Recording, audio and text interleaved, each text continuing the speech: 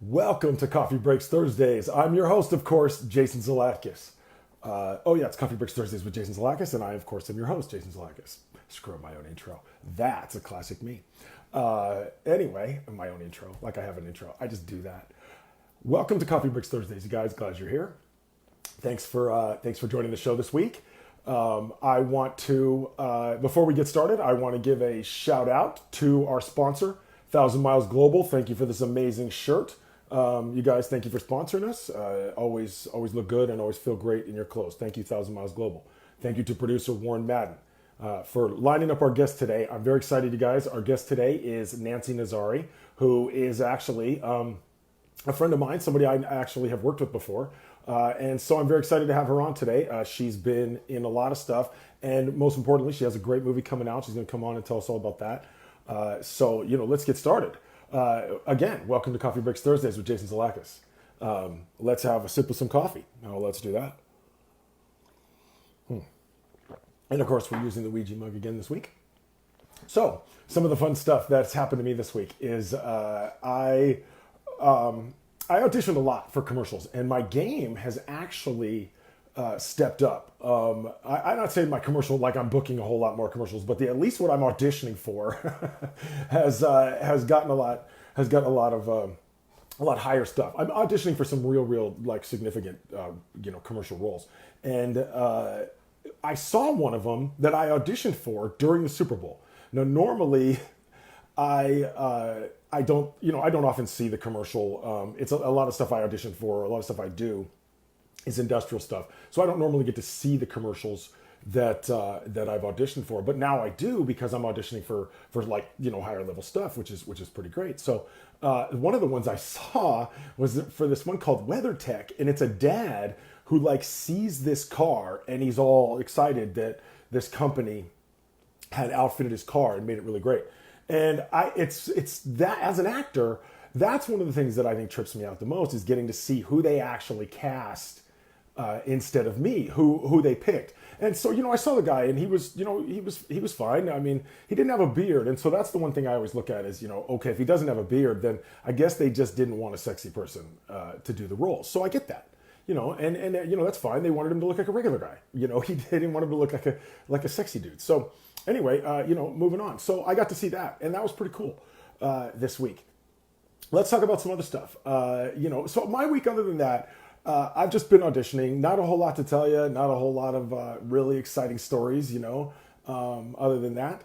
And but let's move on. So we'll do some handsome history now before we bring on our guest, Nancy Nazari, who I'm very excited to get to have on our show. Handsome history, brought to you by me, Jason Zlatkus. Coffee Breaks Thursdays with Jason Zlatkus. This week, I wanted to share something, and it's not necessarily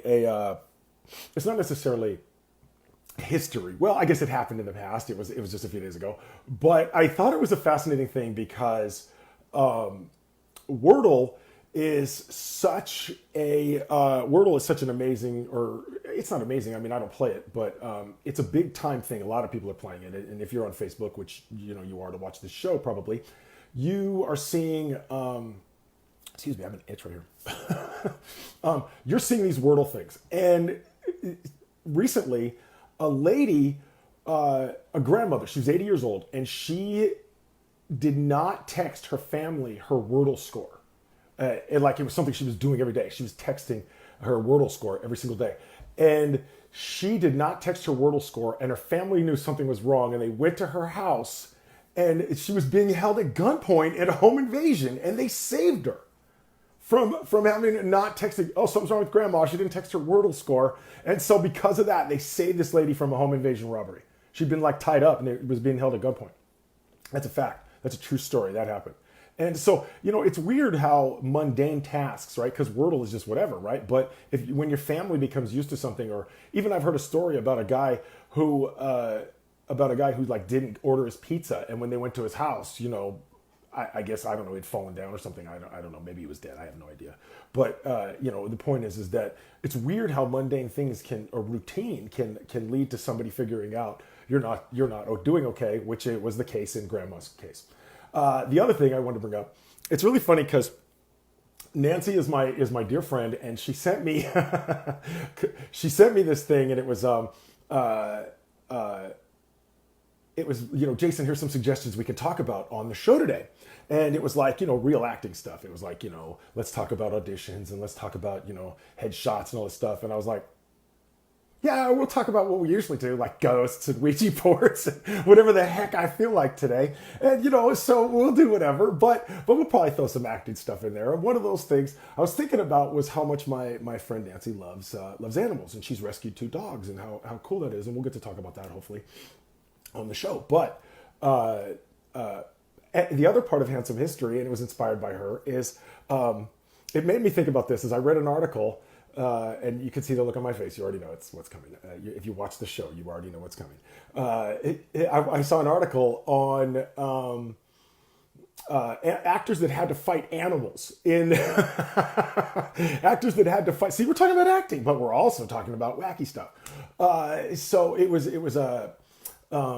actors who had to fight animals on set. And Arnold Schwarzenegger, believe it or not, has fought 4 animals on set. Like fist fighted them. Okay? Fist fighted them. He fist fought them. I don't know. He fought them with his hands. Anyway. And so that's the second part of Handsome History today, is Arnold Schwarzenegger beats up animals. The first one he does is in Hercules in New York, and it's a man in a bear suit. But the bear is running wild from a zoo, and Schwarzenegger punches him out. A bear. It's a man in a bear suit, but it's still Schwarzenegger punching a bear. The next one he does, and that was Hercules in New York. He's dubbed over in that. In Conan, he punches out a camel in a drunken fight scene. He punches out the camel for no reason.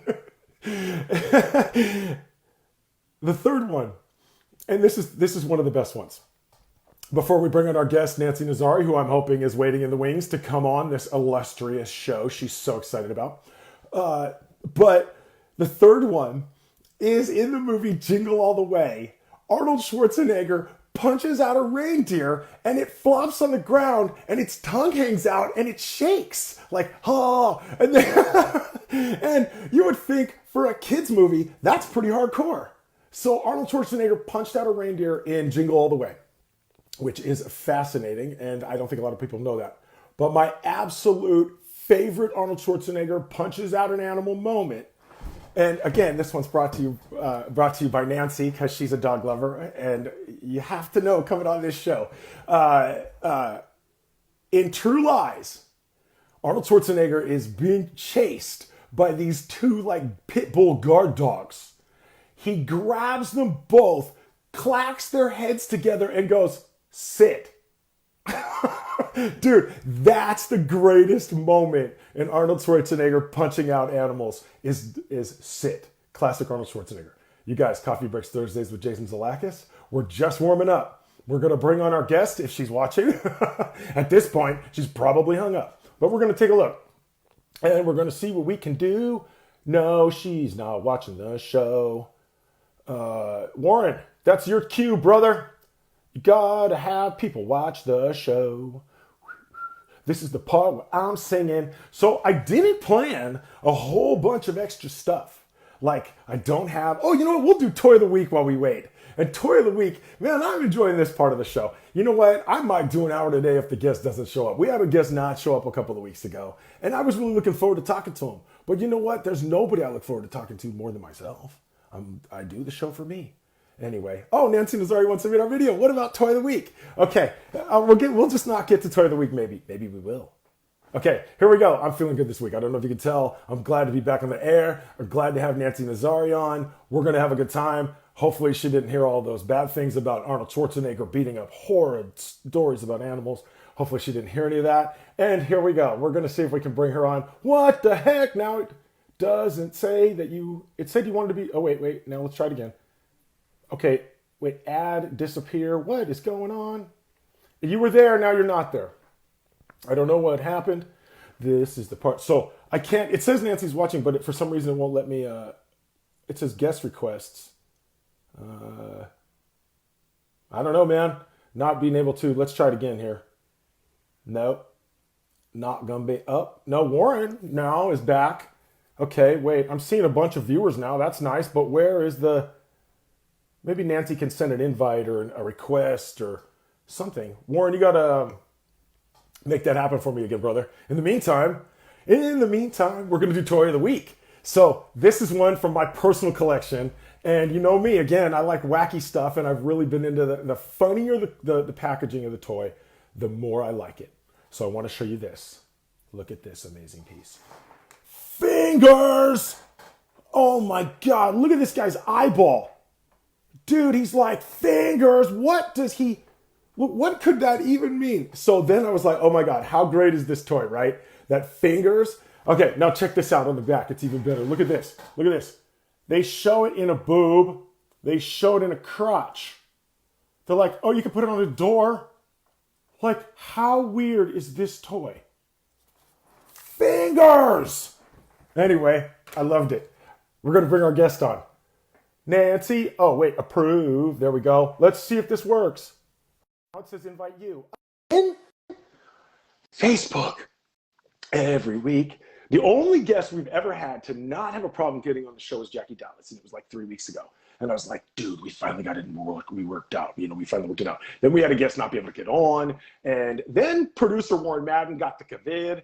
And so we had to take a couple of weeks off while he was resting from the COVID. Shout out to Warren Madden for surviving the COVID over there in Florida. Good for you on that. Thank God, dude. Oh man, you're my bro, man. That's a scary thing to get the COVID. Anyway,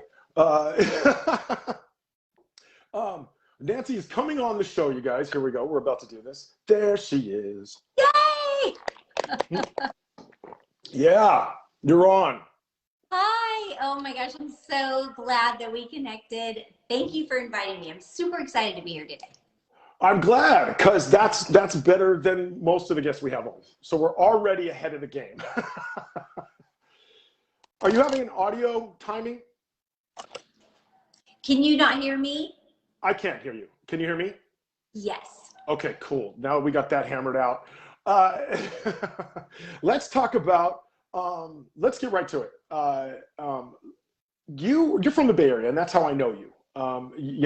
Because you and I, yeah, the audio was weird. You said yes, but it didn't transfer over. Is it me? Is it headphones? Sometimes it's my headphones. I don't know. I can hear you perfectly. Okay, maybe we'll just try it and I won't talk so much. Yeah, so you laughed right there. We didn't hear that. So let me see if this works. Does that change anything? It doesn't for me. I can hear you perfectly, but maybe it's on my end. Trevor says you're cutting out slightly. We often have that issue on the show. It's pretty normal, which is the fun part of the show, is this part where we realize that for being self-tape experts, this is really tough. Yeah. Yeah, your audio is, oh, now she sounds good, but then she cut out again. So let me try to do it this way one more time, just because I tend to be more comfortable doing this. Okay. Okay, can you still hear me? Yes. Okay, that was pretty good. Okay, Great. So all right, so maybe we got it worked out. Often we have this trouble. We've had it with every guest. Let's move on from the Bay Area. So you're cutting out again. That's all right. We're going to wait for the internet to go in and out, and we're going to work around it. Okay, so from the Bay Area, you decided to get into acting in 2015. And I don't usually ask, like, how did you get into acting? The question I want to know is, how did you go from, I know you watched the episode with Jackie Dallas. I asked her a very similar question because it's something that I did. I decided to leave my full-paying job, my real income, all this money, like you had a corporate life, and you decide, you know what, money sucks. I wish I could be broke and live in LA. And so what made you decide to get into that? Hi, Mom. I love so I loved your episode with Jackie. Thank you. It was fantastic. And I love Jackie. She's also a friend of mine. I have loved acting since I started in church plays and school plays when I was little. And it really wasn't something that my parents saw me doing. So I was one of those situations. You mean your parents didn't, you mean that they didn't see it as a future for you, not that they didn't come and watch your performances. They just didn't see you do it right. Right. It wasn't a reality to them, though it was a dream of mine. Right. Now imagine I told my mom I wanted to sell toys and video games for a living. Like, right? Like, uh, and so I went into a field that my parents thought was respectable, that would meet my financial goals. And that's what I did. I went into the pharmaceutical industry and I did really well. I became really good at my job. And then I hit 40, Jason, and I felt like, even though I loved the people I was working with, I loved the company I was at, what I was doing was interesting, and I felt like I was helping people, I also felt like there was kind of a slow death going on inside of me because I wasn't doing something that I was really passionate about. And I knew I loved acting because I always had a toe in it. Did you ever experience that where you're doing your toys and games, but there was always something drawing you to acting in some way? That was how it was for me. I was either always in an acting class or I was signed up with an agency that where I could, I did a commercial here and there, play here and there, and at 40, I was like, I really have to make a change. I really have to get serious about this. it's so interesting you say that because I closed my store, shut down my businesses at 40. And, I had all the money in the world. I had everything and I wasn't happy. Like, Yeah. Regardless, no matter what. And then I didn't want to become an actor because I thought I couldn't do it. I thought that that's impossible. And so I went on and just worked for other people.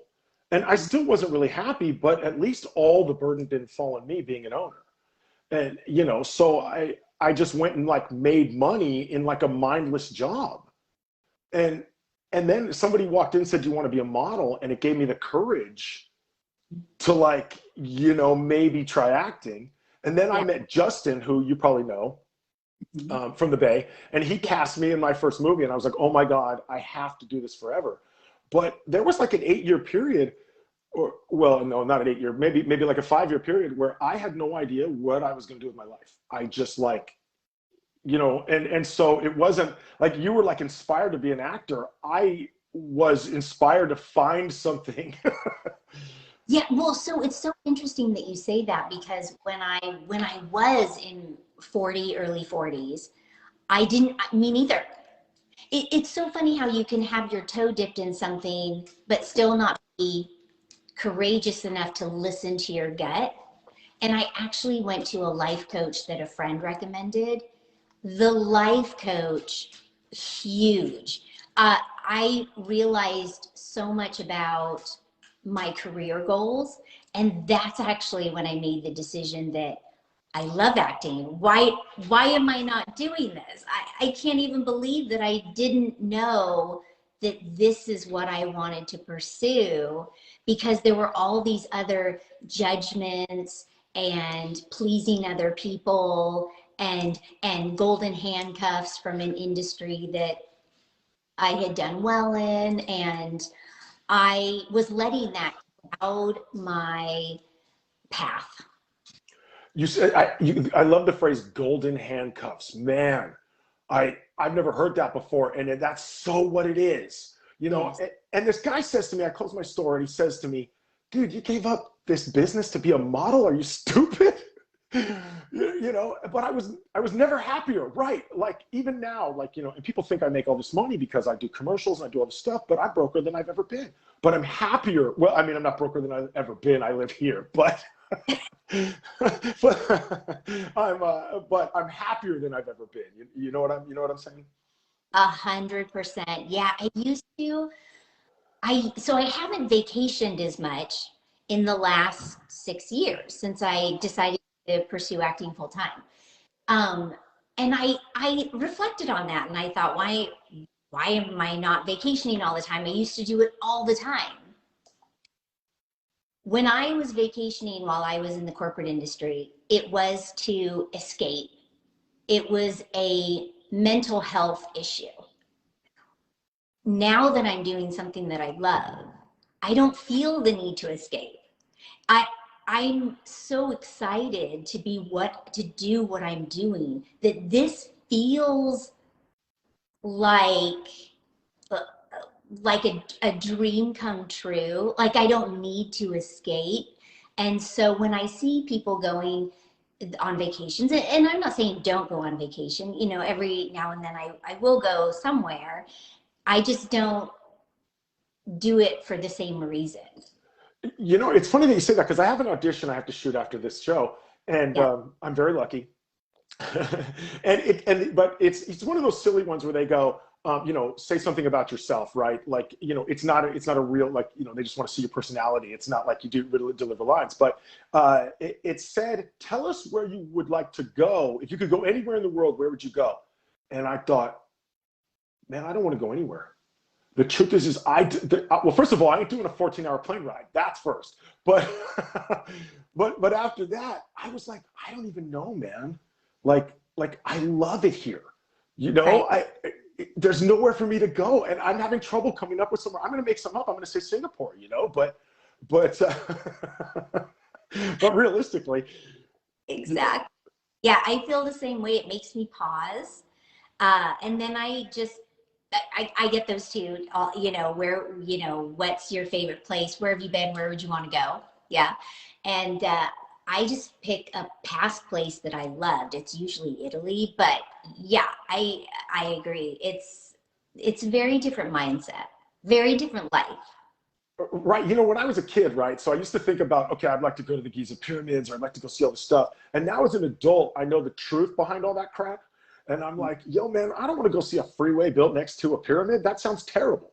Like, you know, I see it like the Taj Mahal. They're like, or, you know, you go to the Leaning Tower of Pisa and it's 90,000 people like standing, like trying to pose. Like, I don't want to go see that anymore. Like, I don't know. Maybe I got jaded. I don't know. No.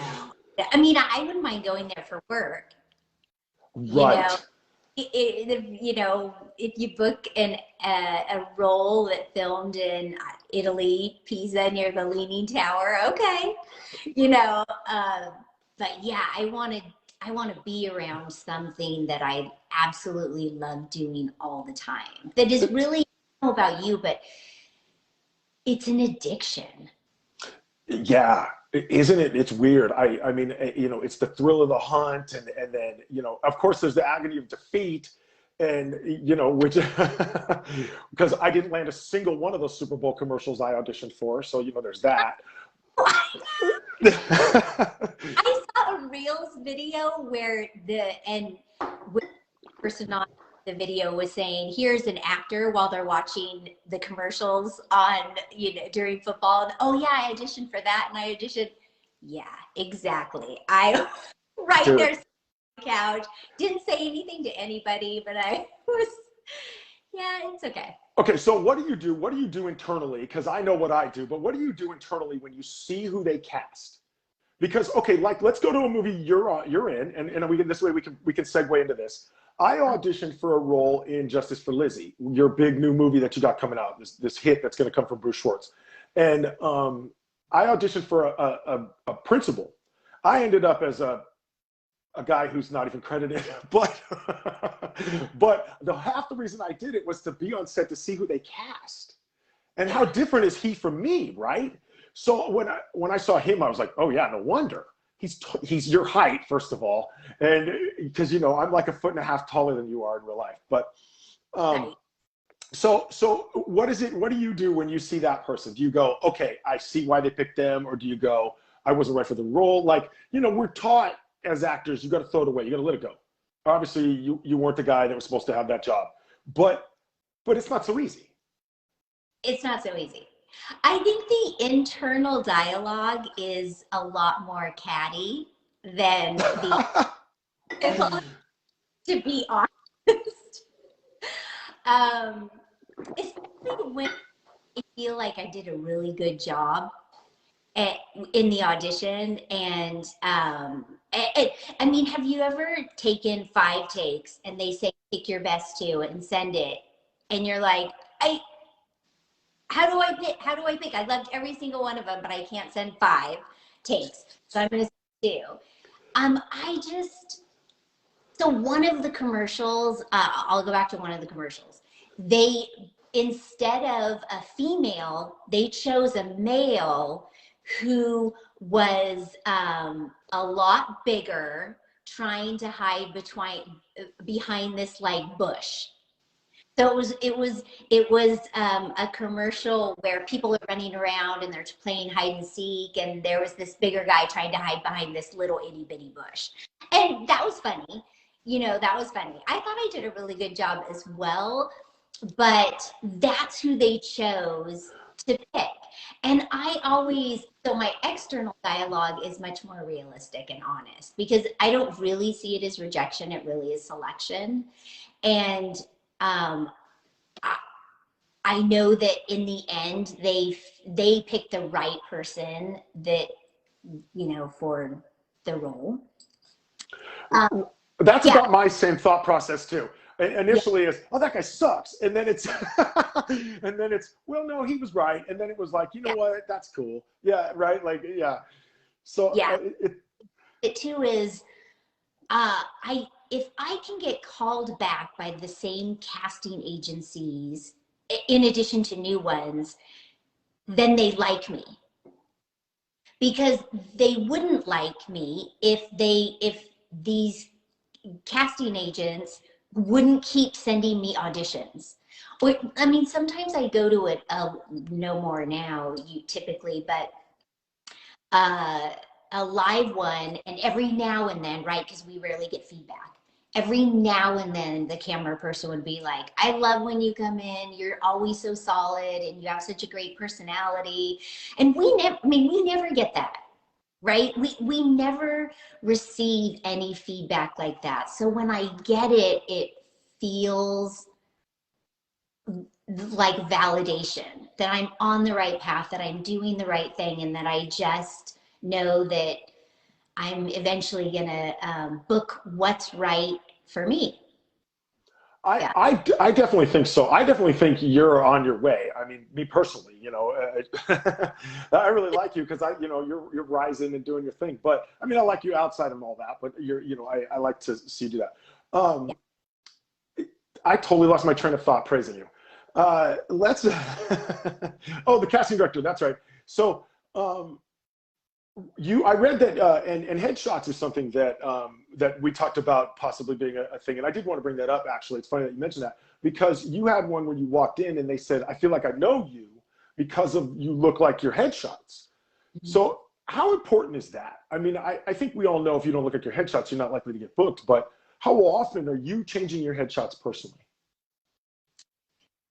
Oh, those are such good questions. So you being a model, it's, how easy or hard is it for you to put yourself in front of the camera and give them what they need? Do you feel like it comes naturally for you, Jason? No, no way. Okay. It's not for me. And so every time so to answer your first question, I get headshots typically once a year. Okay.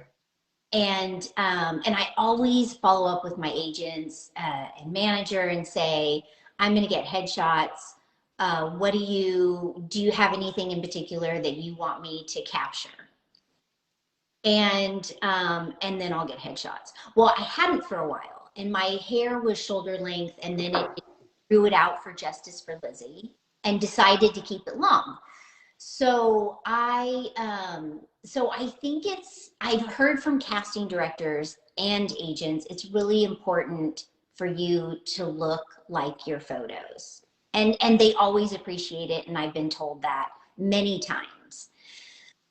I struggle. It's easier for me to capture, to get a headshot where I'm smiling, for commercial, right? It's, you go, you give a big smile, and that's great. Theatrical is harder for me. I don't know if it is for you, because you really have to give, them a moment of what you're feeling. It has to be a story. It has to tell them what you're doing. And that's harder for me. And my manager recently said, you have great shots. I need more. I don't see you in the moment. And here's exactly what I need.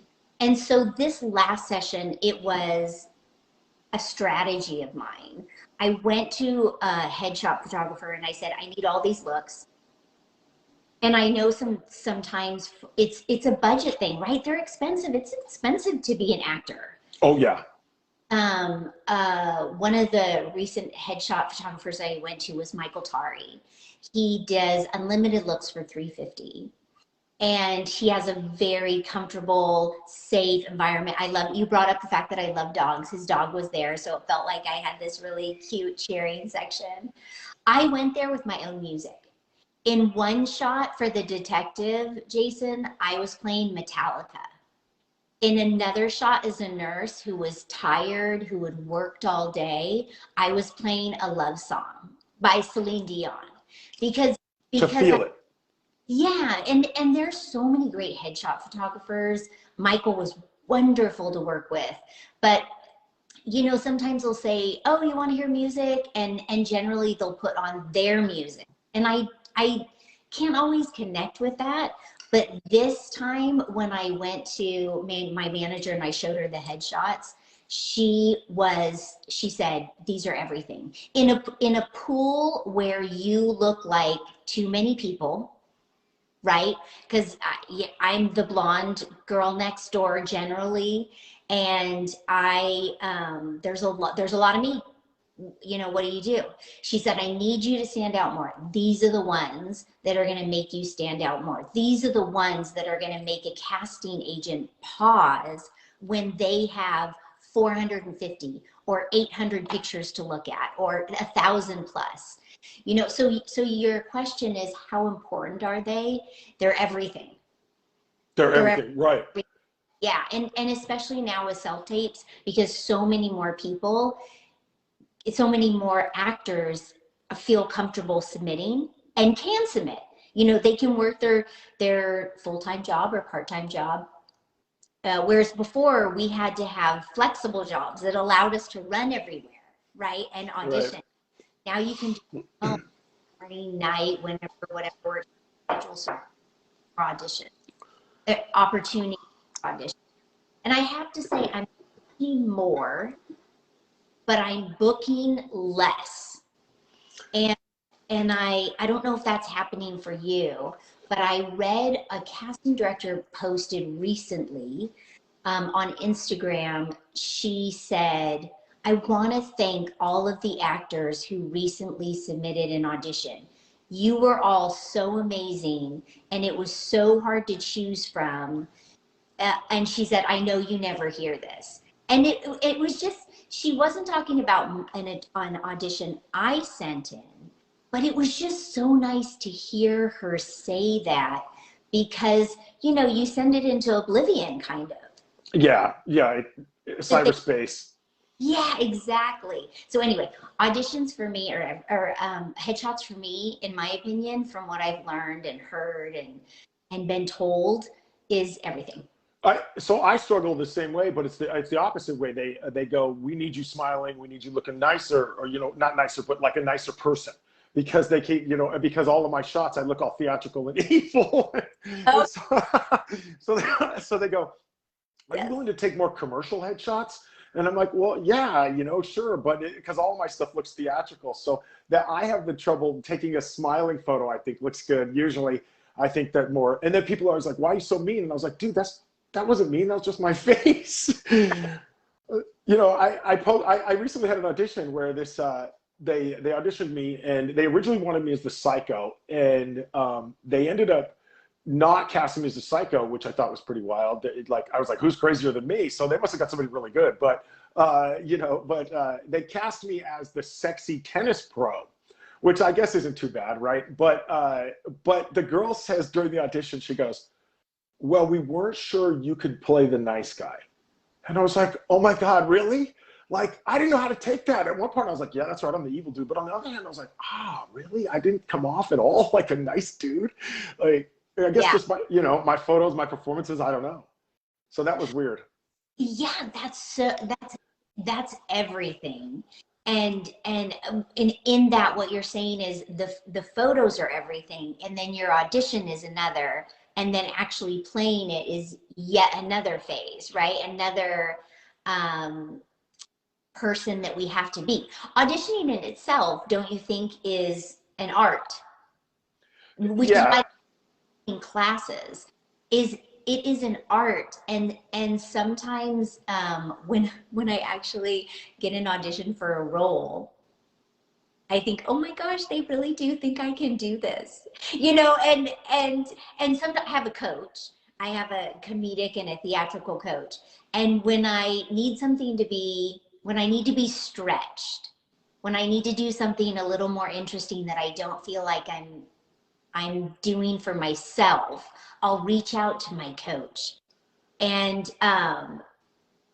and and yeah, I think you bring up a really interesting point. Like, they don't think I can be the nice guy. Oh my gosh, Jason, you were the nicest.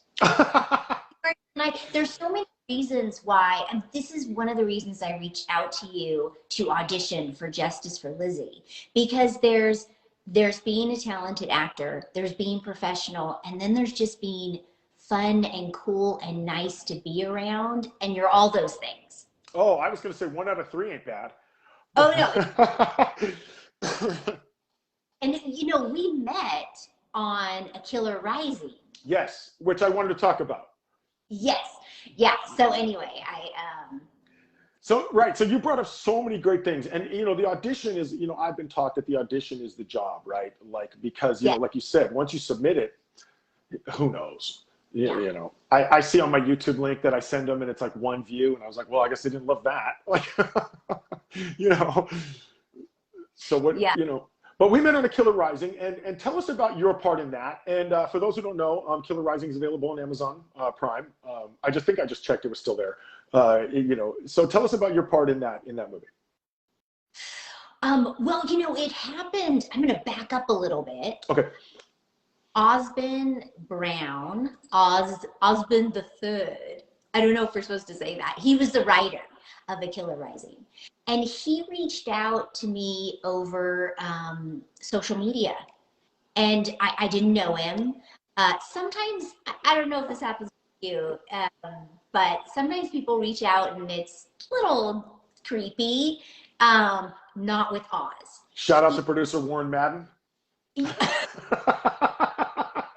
For being a creeper. I'm not Warren either. Not you. And immediately we just started chatting about writing and the industry. And he said, hey, I have this script. You want to read it? And I read it and I loved it. And he said, I actually feel like you could really play the mom and the wife role in this movie. And I said, yeah, that's actually the role I connected with. It would be awesome to play that. And so, of course, then he followed up with Michael, who's the director, and his production company. And I was able to book it, and I loved it. I loved the role. I connected with the role, but also, Jason, it was so fun to do so many different scenes. I got a scene with an axe where I was trying to kill people. That I got a scene with guns, and I won't say who I shot, for those who haven't seen the movie yet. And I got very very easy, a scene where I was talking to the FBI and giving my story, and then I had an emotional scene, and then I had a scene where I was scared. I mean, I was so lucky to be able to show so many types of emotions from this character, this woman that was broken, because she had no one in her life that showed her any kind of love and she did for everybody, and no one appreciated her for it. And here comes this serial killer who shows her some attention, and her need for that, she felt vulnerable to it, and it was really just an awesome role. It was an awesome cast. You know, I remember being on set with you, and you were one of the FBI agents around this. The scene was you were having a meeting around this round table, and it was just so much fun to meet you and all the other talent, and the crew was great, and I just had a great time. Yeah. You know, I mean, right. Michael said, or I think Marilyn wrote me and said, do you want to have a, you know, an FBI agent? And I was like, cool, you know, and I never worked, or if I did, I think I'd worked with Wild Dogs maybe once before.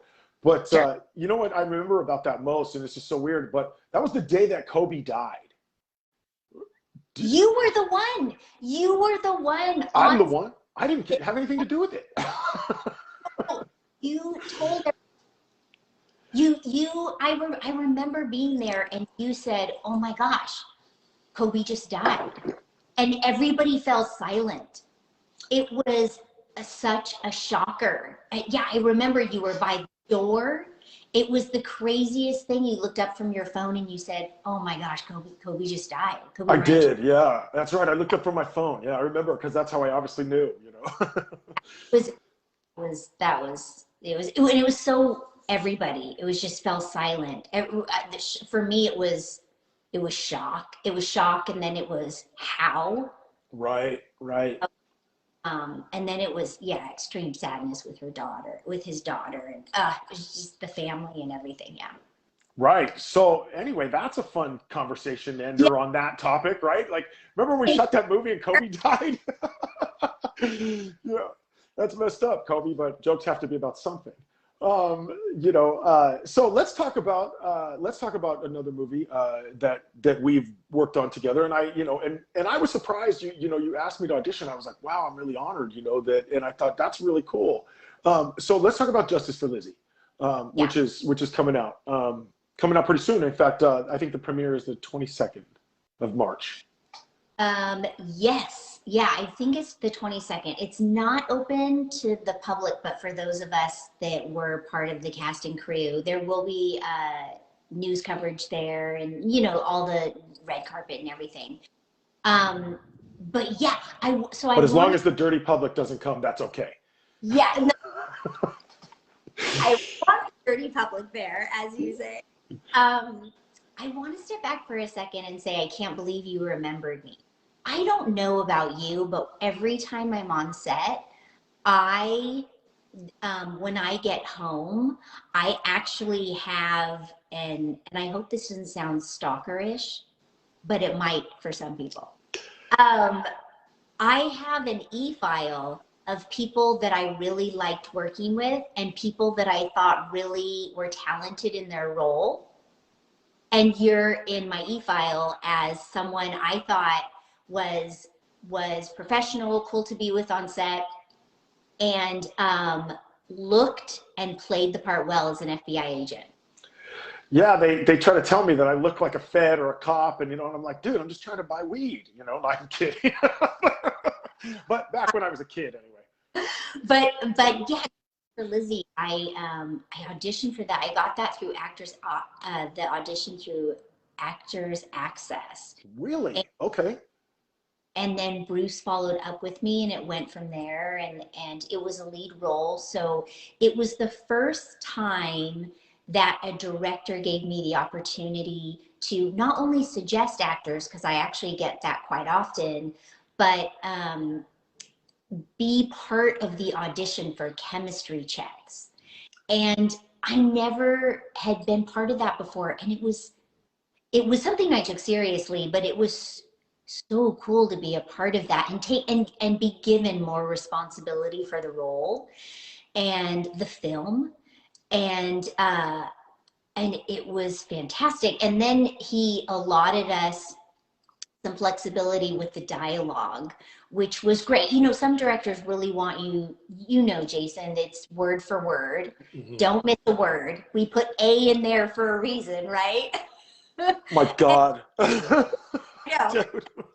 Their directors allow you grow into it and make it your own.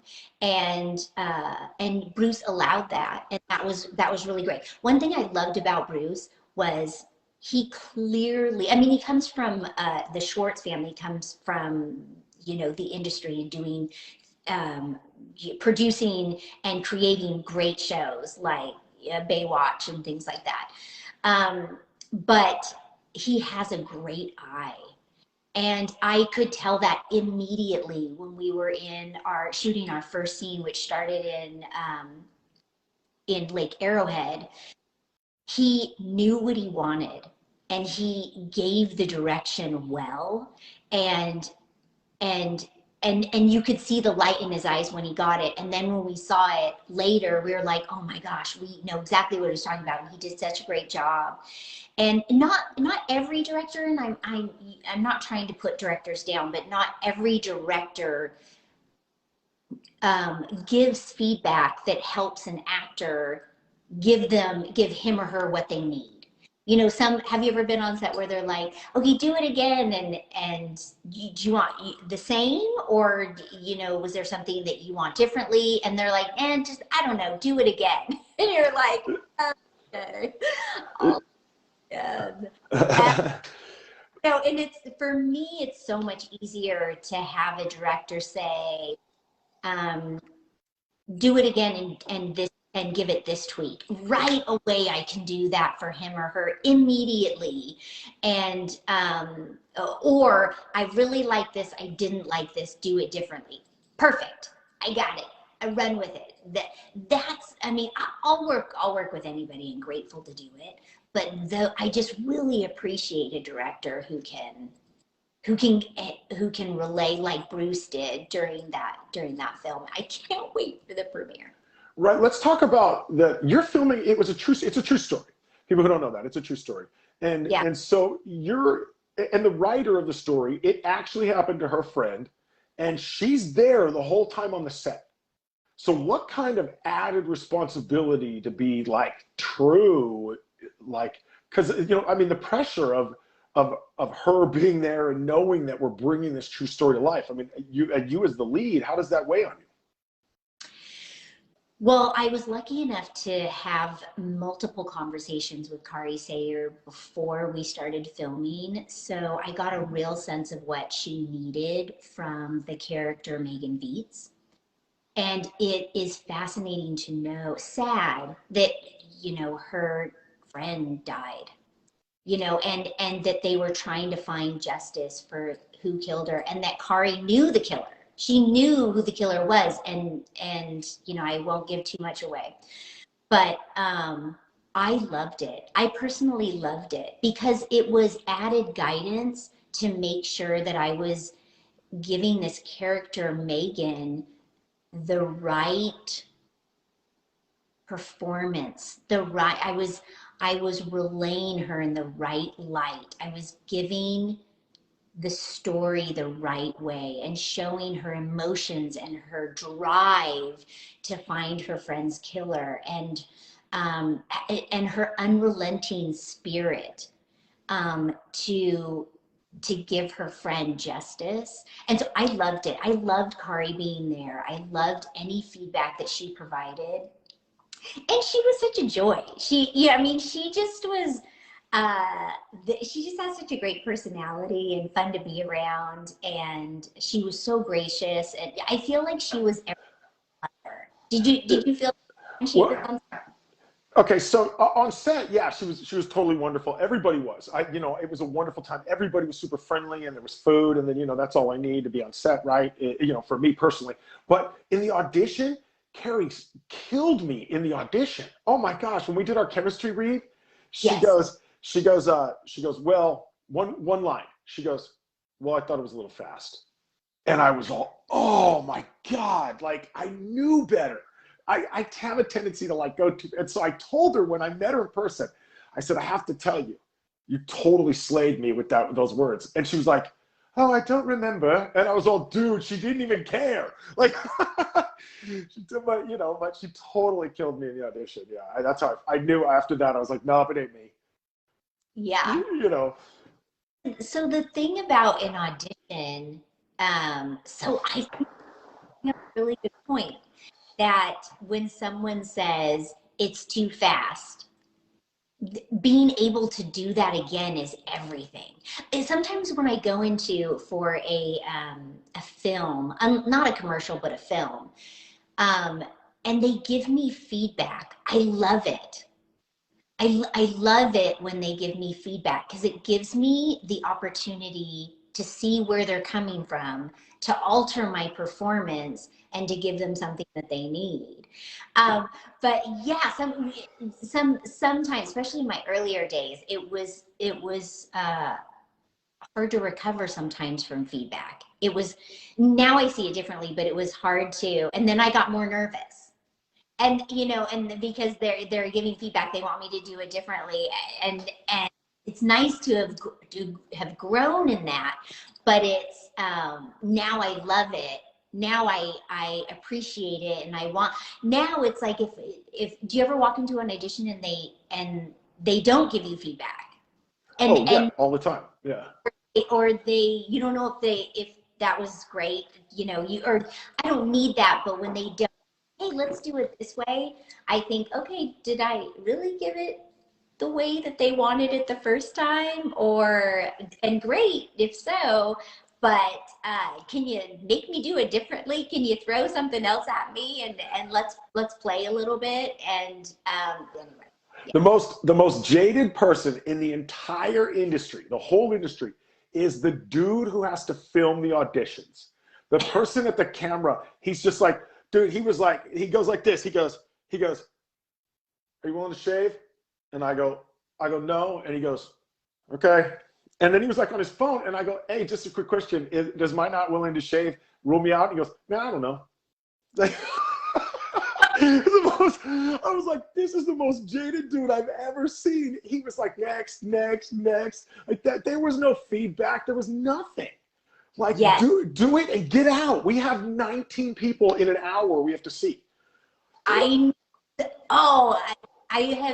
been with the camera men and women who are, yeah, you're number 83, and you go in there with, excitement, and you're ready, and they're just like, they're giving you nothing. But then you get a cameraman or woman who's just so great, and you know that they're there helping you so that you can look the best, as give the best performance, look the best, everything, right? And I walk out and I always say, have a great day and thank you so much, because I think it's easier to be the person that the camera person you just identified, right? Right. And it's harder to be that person who still has such a great personality and is supportive. I walked into an audition mostly for commercials. When you're standing there and you're listening to direction, and they're like, first you're going to do this, and then you're going to say this line, then you're going to here and do this, and then you're going to do that line, then we want you to walk over here, and we want you to end here, and we want you to end like this. And I don't know about you, but part of me is like, I'm still on the first direction. Can you, where do we go there and there? And okay, so you talked about getting called back to the same casting departments.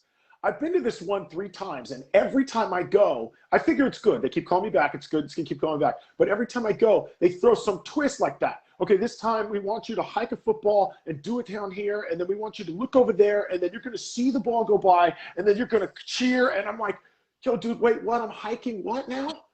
Like, the paper you gave me didn't say anything about this. Like, and so every time I leave, and I go, God damn it, they tricked me up again. Like, I know you can walk in so ready and then walk out feeling so confused. Sometimes I walk out and I blanked. I'm like, did I even do everything that person asked me to do? What do you do when you walk out? What is your thought process when you walk out? Sometimes I just sit in my car and I have to take like 5 minutes. Oh my God. I usually get out and I usually text my wife, well, didn't get this one, you know, and then, okay, so I'm standing there and I told this story, a couple of weeks, it might be on the Jackie Dallas tape. The lady comes out and she goes, I didn't say hi in my audition. And I was like, wait a minute, you just said, she goes, I'm so-and-so. And the other guy went, hi, I'm so-and-so. And she was like, oh, I blew it. And I was like, you thought you blew it over not saying hi? Oh, you should have seen what I did. Like, yeah. So then I drive home an hour and beat myself up. Yeah, that's what I do. And then when I get home, I let it go. Yeah.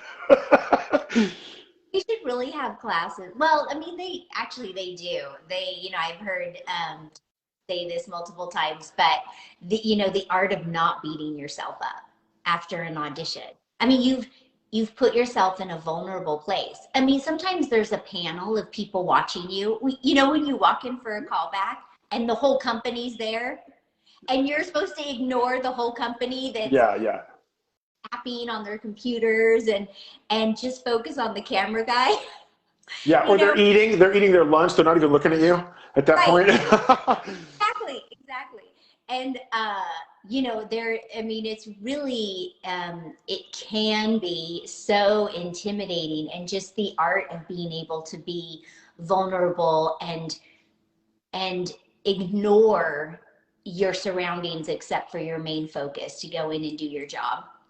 I think the best way of doing your job as an actor. On set, you have to do that anyway. You have to ignore all that stuff on set. So it's, Yeah, 100%, right. But there should be an award for walking in and being able to do what you're supposed to do as an actor and then leave immediately. And because that's what you're supposed to do, but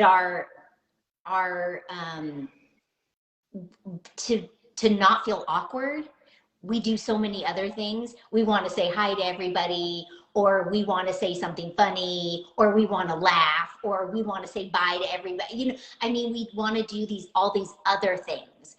But to be the best, to be the most experienced, the most confident, is really walking in, listening, doing it, and walking out. That's what the best impression you're making on a director is. But it's so hard. It's so hard sometimes. I remember, have you ever taken Killian's workshop? Yeah, I have. Yeah, I have. Yeah. His teachings he often will teach that as well. And in my mind, I'm thinking, Killian, that's so hard. That's so, especially when you're a people person, and to walk in and just be very, professional, very focused, very do it, walk out, not being pleasant, what you would normally feel is pleasant, there's an art there too. But at the same time, see, like I come in and I know exactly what you're talking about. I want to talk to people and I'm going to go, hey, and tell a joke, but I also, because I'm trying to show my personality, like, hey, maybe you don't like my acting as much, but listen, I'm a really fun guy. Right, exactly. I mean, all of that is boiling inside of you, right? Is bubbling and percolating, if you will. And but when I learned that, it really made a difference. It really made a difference. My whole body was fighting it. And it's just so different than the corporate industry, feeling vulnerable versus not. You can't be vulnerable in corporate or in many other industries. You have to be as an actor. It's just right. When I first got into acting, I heard if you basically being willing to be embarrassed is what it takes to be an actor. You have to be willing to embarrass yourself. Yeah, exactly. And right. It does feel like that. And sometimes, I don't know what it's like for you or just men, sometimes a cry happen. It's okay. I've accepted it. You put all your energy into working hard on this character, and then you walk out and you're like, I lost 5 lines. I didn't lose any of those lines when I practiced. I walked in there and I couldn't remember 5 lines. Oh my God, of course. And it usually happens right before I go on. Like right before I go on, poof. And then I'm like, oh my God, I don't know what I'm doing. And I'm like, well, this is unprofessional because now you're freaking out and now you're not giving a good performance and you might as well just go get in the car. God dang it. If we could make films on what goes on in our mind before we walk into an audition, you know, the struggle, it would be a fight. It would be an argument with ourselves, with, you know, with our ego and our brain and our mind. It would be insanity. Right. I feigning confidence, the movie. It would be, it would be an actor's life, pretending to be really cool. An actor's life, yeah. I think it's hilarious when I hear people say, "Oh, acting, it's so, how fun," and it really is fun. It's, you know, see, when they think it's easy. Right. Oh my gosh, what do you do? That's easy. Right. And people go, they go, well, what do you get paid? And I go, well, I get paid. And they go, oh, that's so much. And I go, no, it's not. If I wanted to make money, I'd just go back to corporate stuff. You know, I don't get to work as often as you do, you know, so. Yeah. Let's talk, we're running out of time. In fact, we're about out of time, but let's talk about a couple more things. You were just in a Darn Man video, and I saw in like a day, I have a video that was like that. It got 5.5 million views in a year. You had 5.5 million views in a day. Darman. Oh my gosh. Darman Studios. I cannot go on. I could go on and on about how great the crew was to work with, the cast that the talent they casted. One thing that I love about Darman is they have a huge following, and I truly believe that it isn't just about the comedic videos that they post. They really do have such positive messages. My video, which was the roommate sabotages Valentine's Day, it wasn't just about it wasn't just about laughs on Valentine's Day. You know, it was about, what do you do on Valentine's Day? Do you listen to your partner? Do you actively practice your listening skills to what your partner wants and what he or she wants to do? And then do you do it? Or do you go and listen to social media and do all these other things because that's what you think this person should have? And they relate. I mean, I had to play the bitchy, self-absorbed wife, which was so much fun to play. But and you talk so fast. You talk super fast. So yeah, that's what they wanted. But it's so great to be a part of that type of philosophy and production. And oh yeah, I'd love to work with them again. Darman gets so many downloads. I mean, they just have the biggest following. When I posted the video, my cousin, who is in her early 60s, wrote back and said, "That was really cute." I won't say what she called me because it's family name, but that was cute. I love Darman. I was like, what? Di, I didn't even know you watched Darman. And so they have a huge following. So it was right. So when you think about that, we're talking about Super Bowl commercials. The Super Bowl only gets like 1.3 million viewers, but Darman gets like 5.5 million views in a day. Insanity. I think I checked at 24 hours and it was at 5.2. I couldn't believe it. I couldn't believe it. Anyway, it was really fun. Well-oiled machine. I mean, that crew is on top of it. Yeah, it was great.